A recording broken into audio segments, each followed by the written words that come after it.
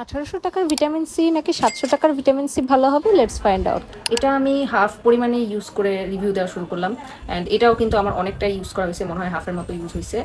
দাম যতই বেশি হোক না কেন, টু বি অনেস্ট আমার দ্য সিলেস্টের সিরামটা বেশি ভালো। হ্যাঁ, আপনারা শুনলে অনেকেই বলবেন যে আমি বায়াসড হয়ে রিভিউ দিচ্ছি আর আমি টাকা খেয়ে রিভিউ দিচ্ছি। মোটেও ব্যাপারটা এরকম না। আমি এই দুইটা প্রোডাক্টই কিন্তু পিআর পেয়েছিলাম, অ্যান্ড কোনো টাকা খেয়ে বলতেছি না, বিকজ আমি এটা নিজে ইউজ করেছি অ্যান্ড ইউজ করে আমার কাছে মনে হয়েছে যে এই প্রোডাক্টটা বেশি ভালো আমার জন্য।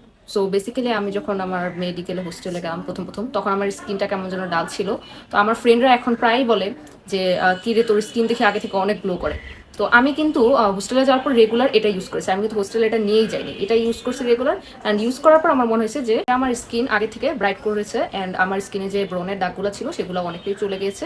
আর এটা ইউজ করে আমি হচ্ছে হোস্টেলে যাওয়ার আগে এটা ইউজ করতাম, তো তখন আমার দাগগুলা খুব যাচ্ছিল না। অ্যান্ড এটা ইউজ করে আমার মনে হচ্ছে যে স্কিনটা এতটাও ব্রাইট করে না, মানে একটু টাইম লাগে, অনেক টাইম লাগে, অ্যান্ড এটা টাইম লাগে। আর হোস্টেলে যাওয়ার পর প্রথম আমার যে ব্রণের দাগগুলো হয়েছিল সেগুলো কিন্তু দ্য সেলেস্টি সিরামটা দূর করেছে, আর আগেরগুলো আরো দ্রুত দূর করে ফেলেছিল।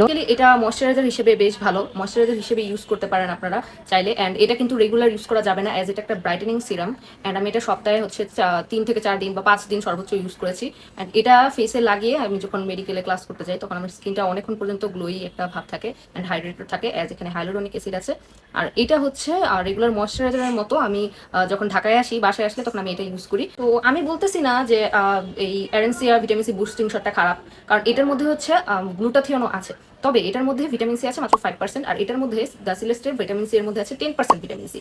এটার কারণে হয়তো এটার ব্রাইটেনিং প্রপার্টিসটা বেশি। অ্যান্ড এটার মধ্যে হাইলোরনিক অ্যাসিডও আছে, অ্যান্ড আরও কিছু কিছু উপাদান আছে যেমন প্যান্থেনল, নায়াসিনামাইড। সো এটা ভালোই মানে ব্রাইটেনিংয়ে হেল্প করে। তবে যারা হচ্ছে একদম বিগিনার তারা এটা একদম নিশ্চিন্তে ইউজ করতে পারবেন। এডেন্সিয়ারটা বিগিনারের জন্য একদম পারফেক্ট হবে। এটা একটু ভয় ইউজ করতে হবে, অ্যান্ড পাশাপাশি অবভিয়াসলি সানস্ক্রিন অ্যাপ্লাই করতে হবে।